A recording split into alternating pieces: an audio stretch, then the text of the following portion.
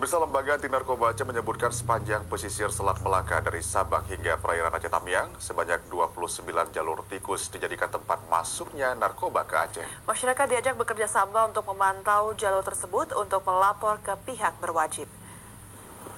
Ketua DPD LAN Aceh, Fakhrul Rizal, mengatakan jalur tikus di pesisir pantai di Aceh dijadikan sebagai pintu masuk para pengedar narkoba.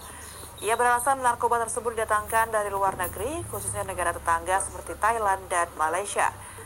Jalur laut dipilih karena masih lemahnya pengawasan dari petugas dan warga sehingga memudahkan para bandar. LAN Aceh mengajak masyarakat untuk memantau dan melaporkan jika ada hal yang mencurigakan yang masuk di perairan Aceh. Menurutnya ini salah satu langkah yang harus dilakukan untuk meminimalisir tingginya peredaran narkotika di Aceh, khususnya di Aceh Timur. Memang seperti kita tahu bersama bahwa Indonesia itu darat narkoba, termasuk Aceh, berarti pemasok nomor 2 di Indonesia.